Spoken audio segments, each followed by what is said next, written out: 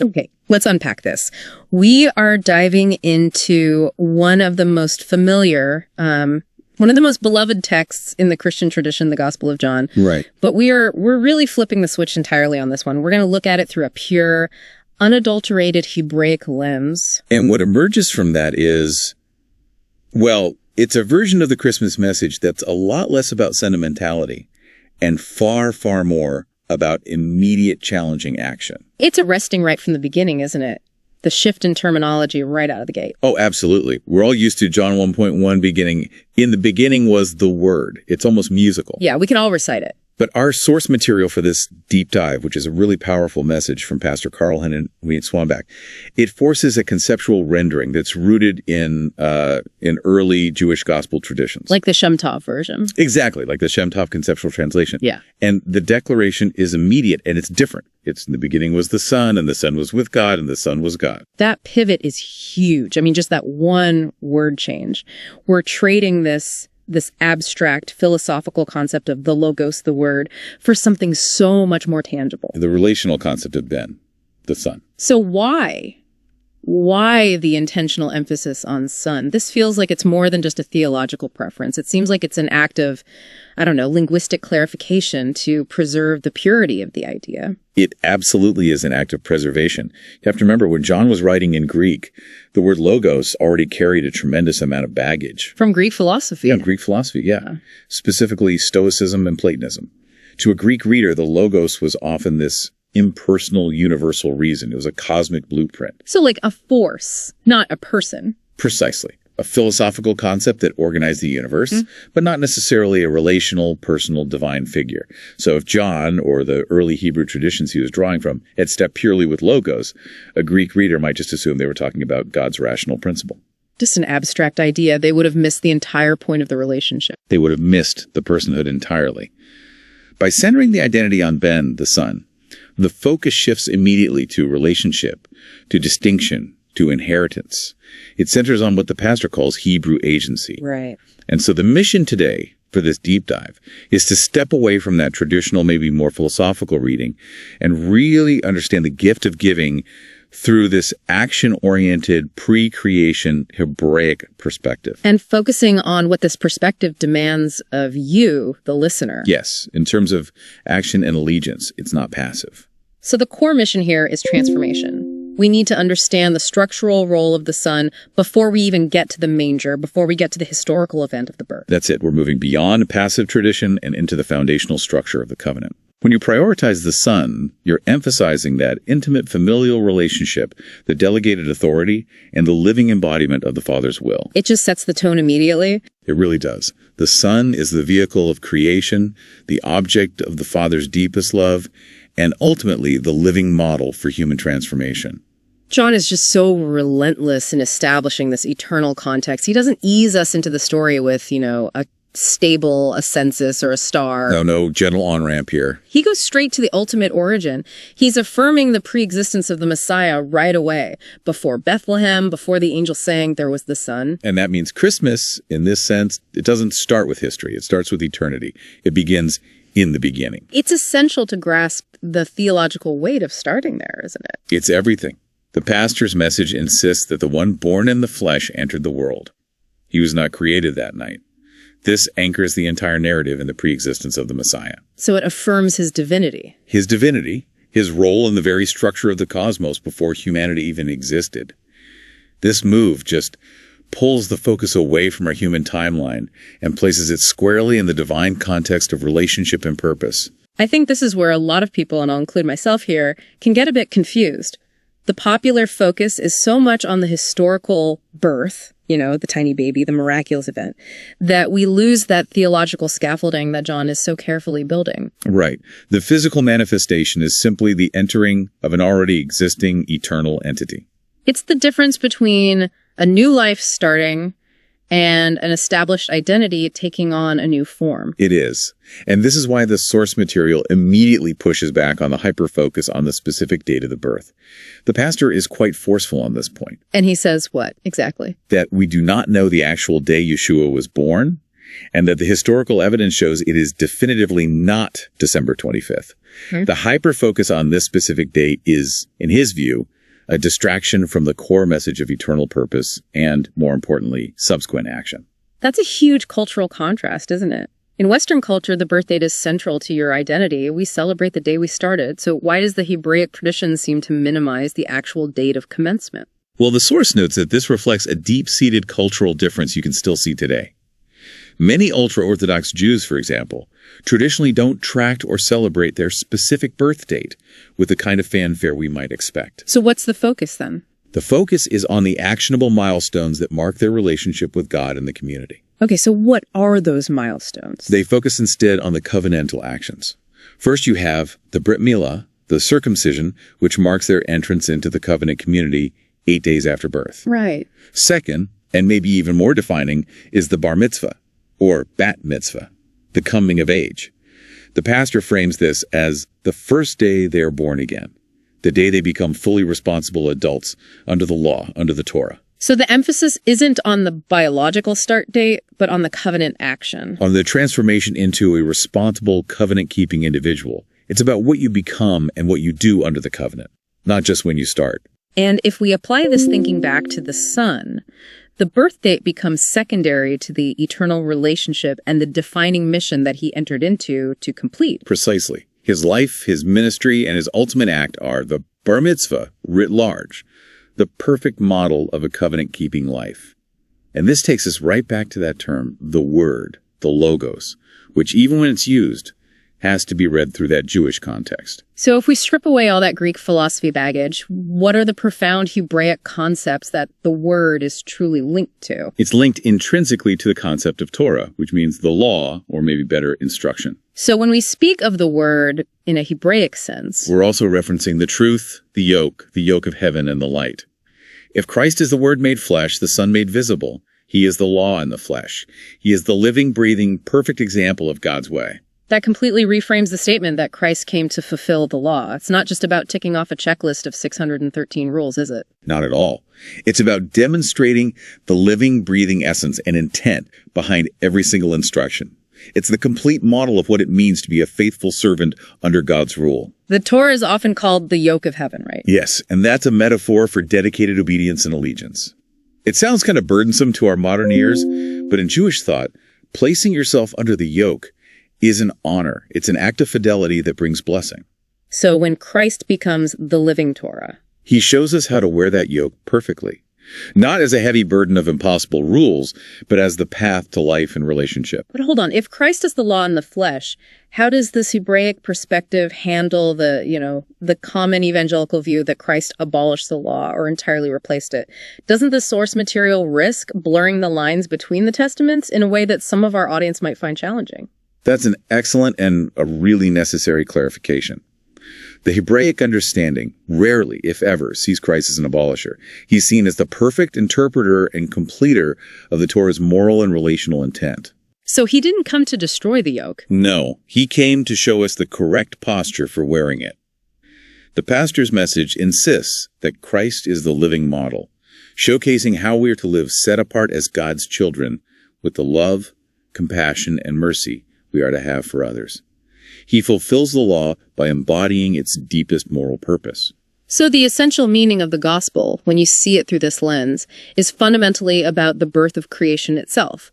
It's driven by the Father's pre-existent love, and it's providing an actionable model of life for us to follow. Right. We shift the entire focus from a sentimental holiday that commemorates a historical event to a dynamic daily requirement. Adopting the way of the Son. It's a very high standard. A very high standard for our behavior, yes. Yeah. The focus is on sharing the gift of salvation, not just by talking about it, but by being the salvation, by transforming into the humble servant with a heart for God and for every single person who comes into your life. And if the Son is the living Torah, the law in the flesh, that leads us directly to the foundational legal concept that defines his authority and his mission. The principle of agency, or shaliach. Okay, so this concept of the Son being the living model is underpinned by this really specific Jewish legal and cultural tradition regarding agency. This is where we introduce the shaliach principle. The shaliach, which means the sent one or apostle. And here's where it gets really interesting for me. The shaliach carries the full authority of the sender. The rule is explicit and it's foundational in Jewish legal thought. The one sent is as the one who sent him. This concept is absolutely indispensable for understanding the Gospel of John. I mean, without the Shaliach framework, the relationship between the Father and the Son in John's text becomes this philosophical puzzle. It's led to centuries of debate. But with the Shaliach concept, it becomes a legal relational clarification. It immediately establishes that the Son is not merely a messenger or some lesser deity. He is the authorized full representative of the Father in every sense that matters. Let's give this some real weight. How did this principle actually function in ancient Jewish life? What were the practical applications of being a shaliach? Well, think about daily life in the first century. A shaliach was used for critically important legal and religious duties. For instance, in a marriage contract. The groom might appoint a shaliach to legally deliver the contract, or maybe the ring, to the bride. Okay. That agent's actions were legally and instantaneously binding on the groom. If the agent accepted the ring on the bride's behalf, the marriage was sealed, just as if the groom himself had done it. So if you reject the shaliach, you are rejecting the sender directly. There's no daylight between them in terms of legal authority or consequence. Exactly. None. Other examples involve business. If you sent a shaliach to represent you in court or to negotiate a land deal, that agent carried your name, your authority, and your liability. Right. The most famous biblical shaliach is probably Moses. Sent by God to Pharaoh. Right. And Pharaoh's refusal of Moses was understood as a direct refusal of God himself. The principle is, the agent is the full actionable extension of the principle. So if we break down John 1.1 through that shaliach lens, we see how the pastor's source material resolves a potential paradox. John states two critical things. The Son was with God, and the Son was God. Right, and they can seem contradictory without this framework. When John states, the Son was with God, that affirms distinction. There is an intimate relationship between two separate conscious identities. The sender, the Father, and the sent, the Son. They're distinct persons sharing fellowship. But then he says, But then he continues, the Son was God. And that affirms representation and unity. The authority, the character, and the inherent divine nature of the sender are fully present and active in the sent one. Yeshua's mission is fundamentally about revelation and action. he doesn't replace the Father. He reveals him. Completely. Through his life and through his actions. Wow. This definition of agency, it radically impacts how we interpret the next foundational concept, which is love. Oh, yes. In Western culture, love is so often interpreted as a feeling, right? A deep emotion or a kind of sentimentality. Yes, our modern concept is highly privatized and emotional. But the pastor argues that in Hebrew thought, love, which is ahava, is not primarily an emotion. It is faithful action. It is intrinsically covenantal. It's a commitment that manifests behaviorally. Ahava is not just what you feel about your partner or your God or your neighbor. It is what you do for them consistently with fidelity, regardless of how you feel on a particular Tuesday morning.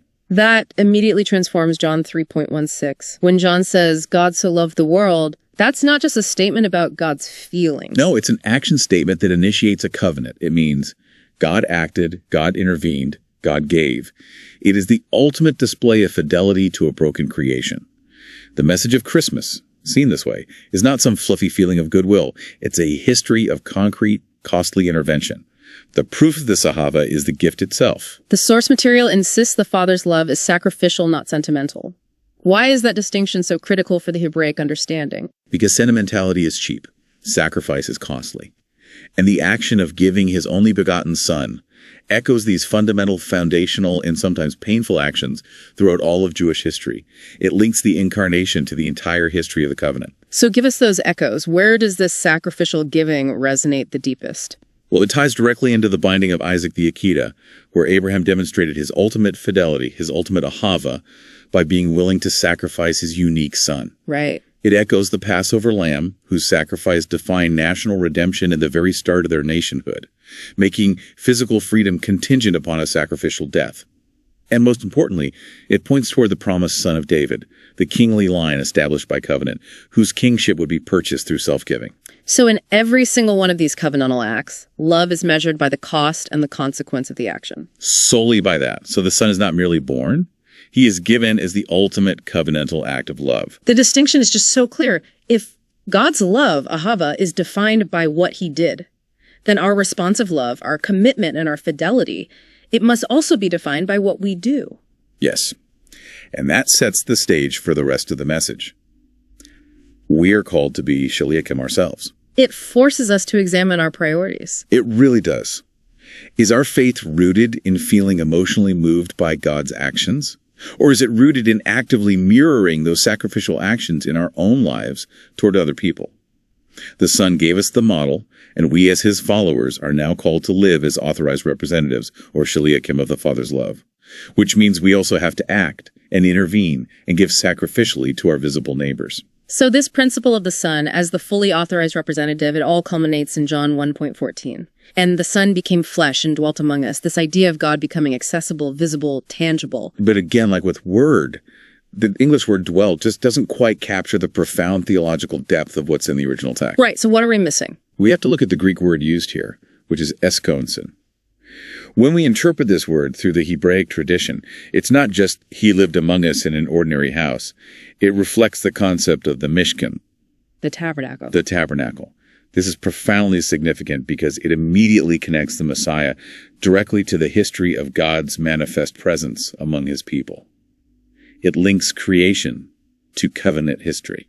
That gives a whole new resonance to the birth. We're not just talking about a baby, we're talking about God setting up a sanctuary in human form. Yes. I mean, just think of the continuity here. Where did the glory of God dwell before it inhabited the Son? You can trace the history. Okay, let's trace it. The glory first resided with a pillar of cloud and fire in the wilderness, accompanying Israel.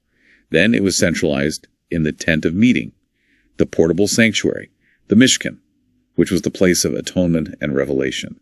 And then the temple. Later, it was permanently settled, though still temporarily, in the temple in Jerusalem. Now, the ultimate fulfillment of that enduring promise is realized. The presence of God dwells in a Son who walks among his people as the ultimate portable sanctuary. The word Mishkan itself means dwelling place. So Christ is the ultimate dwelling place, and he replaces the physical structure. This completely recontextualizes the birth narrative. Christmas isn't just a brief visit. No. It's not like a dignitary popping in for a photo op who leaves after signing the guest book. Absolutely not. A visit suggests temporality, a momentary intervention. Dwelling implies commitment, permanence, and a structural change in the relationship between the divine and the human. The Son is the new living sanctuary. Which is why the veil of the temple was torn. Exactly. It was torn when he died because the need for a separate physical barrier between God and man was eliminated. The presence had found its true, complete dwelling. And this leads us directly to the critical shift in focus that the pastor really emphasizes. We are often so focused on what God did for us, the redemption, the grace, the pardon. But this deep dive into the Hebraic lens shows us that we're missing the transformative purpose of the dwelling. We are. If we stop at grace and pardon, we completely misunderstand the intent of the Mishkan. The source material is explicit on this. God gave us a living model of whom and what we are to become and how we are to live. So the sacrifice was for our salvation. Yes, but the life of the Son was for our transformation. We are supposed to replicate the dwelling. We are supposed to become living sanctuaries ourselves. This is where the pastor uses that powerful, almost painful analogy about the unopened gift. We acknowledge the gift, but we don't activate it. It's a striking image because it targets the difference between intellectual assent and actionable commitment. We say we know the good news, we say we understand what the gift of salvation is, but we ignore the living, breathing model of what we are supposed to become. So we've accepted the gift, but we've left it unopened. Left it on the shelf. Perhaps because opening it demands change, self-sacrifice, and, uncomfortable action. And the most challenging part of that analogy is the fact that this specific gift is the one gift we are supposed to re-gift. We take this transformative, actionable model, we stick it on the shelf in its beautiful original packaging, and we spend all our time talking about the beautiful wrapping paper. The rituals, the history, the doctrines, the politics of faith. All the wrapping paper. We celebrate the aesthetics and the sentimentality of the event, the wrapping paper, while we completely neglect the core function of the gift, which is transformation and redistribution of that love and action to others. To truly accept the dwelling, the Mishkan, means we too must become living sanctuaries, carrying that presence and that model into the world. If God demonstrated ahava by acting and giving, then our reception of that gift must be defined by our own active sacrificial giving. There's no other way. Okay, so if the gospel is an actionable model of life, then our response to it, our belief, it must also be actionable. This requires us to clarify the Hebraic understanding of belief. Emunah. And I think this is where the biggest disconnect happens for a modern listener. We think belief is simply mental agreement. That mental assent, just saying, yes, I agree that Christ lived and died, it's static. It requires no change from you. In the Hebraic mind, emunah is dynamic and it is demanding. It is faithful allegiance that is action-filled. Action-filled. It demands trust, loyalty, and consistent behavioral fidelity, often demonstrated through endurance and perseverance. It's the difference between believing in a king and believing the king. That's an excellent analogy. To believe in the king might just mean you acknowledge his existence. Sure, I believe he's the king of that country over there. Exactly. But to exercise yuna toward the king is to trust him implicitly, to follow his commands, to pay your taxes, and to live entirely under his jurisdiction and his protection. So to truly believe in Yeshua is to do so much more than just assent to doctrine. It's to trust him, yes, but crucially it is to follow him and live under his kingship. Right. And this allegiance means actively working to bring people back into covenant with the Father through that living model. The goal isn't intellectual acceptance. The goal is behavioral obedience and relational renewal. The goal, as the pastor reminds us, is not about escaping earth, which is a common but really incomplete modern view.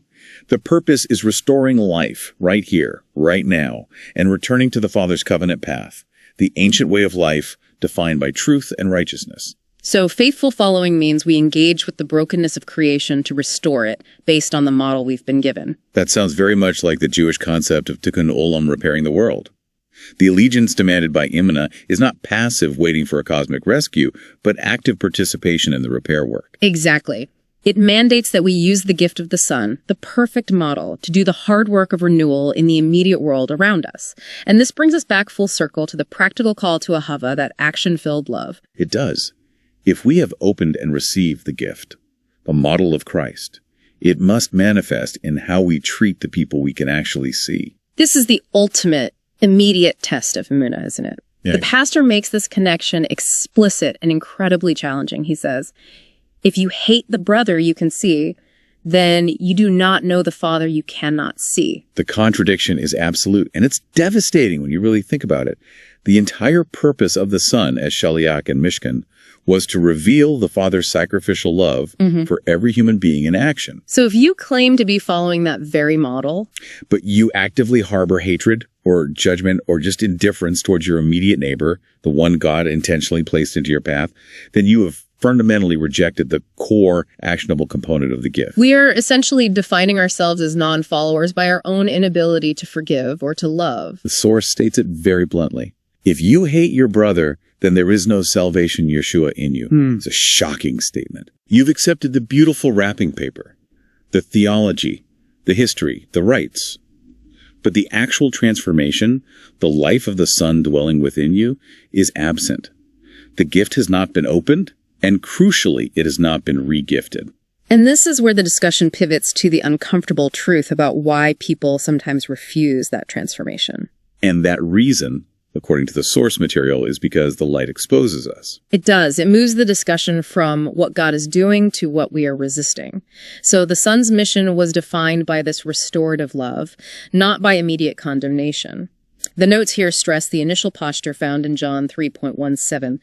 God did not send the Son into the world to condemn the world, but that the world through him might be saved. And this just reiterates the primacy of restoration. The Son comes as light, but not initially as a gavel or a finger pointer. He comes with open arms and an invitation. His first act is not to judge, but to illuminate the path back to the Father's covenant. But judgment does exist. Oh, yes. Judgment exists and is inevitable for those who refuse the light, but the mission structure is crystal clear. Restoration comes first. This challenges us immediately, doesn't it? If the Son, who holds all authority, comes with open arms even to a flawed world, are we, as his shaliachim, doing the same? The hard question. Are we using the light to invite, or are we using it primarily to exclude and condemn those who do not look or think exactly as we do? That is the essential self-reflection. And the source material offers a fascinating linguistic point that clarifies why the light was sent in the first place. It suggests replacing the common reading of darkness with a more accurate term. This is a crucial linguistic pivot. If we are talking about spiritual states, what's a better word than darkness? The word often read as darkness in Scripture, it's suggested, is more accurately replaced with ignorance. Ignorance. Yes. This is not merely the absence of light. It is spiritual darkness, a lack of God knowledge, a lack of awareness of the covenant path, and a lack of the living model. Therefore, Yeshua was sent not just as a light source in a physically dark room, but as enlightenment in a world that had become spiritually ignorant of God's ways and intentions. That distinction is incredibly powerful because ignorance is curable. It's curable by teaching and demonstration.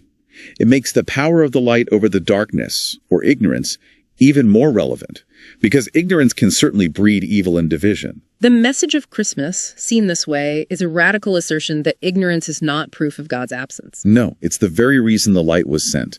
And the power of the light is undeniable.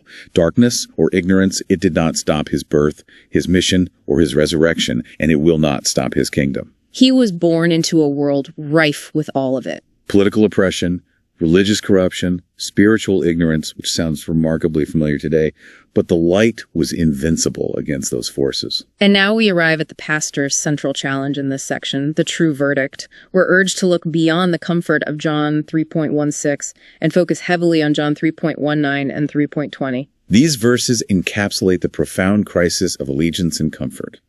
The verdict, the judgment, is not simply that people sinned, which is inevitable. It's that enlightenment has come, and men loved ignorance instead. Why? Why would anyone choose ignorance? Because ignorance allows them to continue in their own way. It allows them to avoid the demanding, transformative change required by the light. They prefer the dark because it's familiar, and it's comfortable for their self-justification. They don't have to change their behavior toward their brother. John 3.0 states it explicitly. It does. Everyone who does evil hates enlightenment. They won't come near the light because they fear their deeds, their hatred, their judgmental attitudes. Their hypocrisy will be exposed. Which forces a deeply self-reflective question upon the listener. Where do we fall? Are we accepting only the parts of Christ we like? Creating our own broken cisterns. Yeah, we fashion our own version of God and Messiah, one who approves of our existing prejudices. And that's the challenge. We choose who to love and respect based on their religious, political, and social views, rather than seeing every single person as a child of God, as the Son modeled. We attempt to redefine the transformative gift to fit our existing comfort zones, our prejudices, or our entrenched political affiliations. We want a God who validates our hatred of our visible brother. We do. And the warning that follows this self-justification is incredibly serious. It links our judgment of others directly back to the forgiveness we expect to receive. This is the ultimate accountability of the Shaliach. The measure you forgive, so shall you be forgiven. And by the measure you judge, so shall you be judged. The pastor clarifies this is not about some theological ledger of comparing sin for sin. It's about weighing your faults and sins equally against those you judge and forgive. So if your heart is full of judgment for your visible brother, then your heart is refusing the model of love, the gift, and thereby placing you under the same strict standards you apply to others. If you judge harshly, you are judged harshly. If you refuse grace, you receive no grace. The section ends with the ultimate challenging question of allegiance. It forces us to recognize that the pursuit of transformation is a zero-sum game. And the pastor uses extremely challenging language here. He does. He asks directly, are you walking with Christ, or are you taking the mark of some political or social organization? Are you taking the mark of the Father in heaven or the beast of this world? The language is sharp. It's sharp because the choice is absolute. When you define yourself primarily by earthly markers, be they political, social, or religious factions that breed hatred, division, and exclusion, you are actively rejecting the unified, transformative model of the Son. The message insists you cannot sit on the fence. The gift of the Son demands a total choice of allegiance, and that allegiance is manifested through action-filled love. It's a powerful conclusion to this concept. If you are known primarily by your political banner or your social tribalism rather than by your love for your enemies, you have chosen ignorance over the light. And you are refusing the open gift. That gift is not just pardon. It's the transformation into a true child of God demonstrated by radical love and acceptance, the very essence of the living Torah. So this deep dive has profoundly reframed our understanding of the Christmas message by using this Hebraic lens. The recap is pretty clear. Christmas is fundamentally not about what we give to God. Not our time, our offerings, our ritualistic praise. No, it's about what God has already given to us. The Son, the light, the living, actionable model, and the ultimate shaliach. The question of whether God gave his son has already been answered, definitively. The sacrifice and the model have been provided in full eternal context. Right. So the central lingering inquiry, the challenge this whole message hinges on, is internal and immediate. Will we receive him? And receiving him, according to John 1:12, grants us the right to become children of God. But as we now know, receiving is not passive mental assent. No, it means activating emunah. Faithful, actionable allegiance. It means opening the gift, abandoning the love of ignorance, and beginning the arduous process of transformation into the Son's likeness. So the final call is a transformative mandate. This season has to mark not merely remembrance of an event 2,000 years ago, but a complete return to covenant life today. So what does that look like in practice for the person listening right now? It means we have to actively demonstrate the gift in our daily walk. The final charge in the source material lays out the commitment explicitly. May the gift of grace, mercy, and ahava spring forth from your heart to every human being God has intentionally placed into your path. Regardless of who they are. Regardless of their political banner, their social standing, or their belief system. It requires you to become the gift that keeps on giving. Which means using our lives to embody that shaliach principle, to be the full representative of the Father's love and character. Yes. It means becoming a voice, a beacon of hope, and a light for the neglected, the oppressed, the abused, and those in need. It is the rejection of passive observance in favor of radical covenantal action. The ultimate goal is to look more and more like Yeshua and less like you. Shedding the broken cisterns, shedding the judgment. And abandoning the love of ignorance for the full demanding light of the sun. That transformation, that active imitation of the Son, is the only measure of success, the only mark of true allegiance. And that leads to the final provocative thought. If we accept this profound Hebraic perspective, where salvation is defined not by mental agreement, but by becoming a living model of love and action, we have to reassess everything we value. Everything. How does receiving this gift change the definition of failure and success in your daily interactions with the brother you can see? Is success defined by acquiring wealth, status, or political dominance? Or is it defined by the radical expansion of grace and mercy, even when it costs you comfort, popularity, or influence? That is the immediate practical implication of emunah that we have to carry with us as we walk away from this deep dive.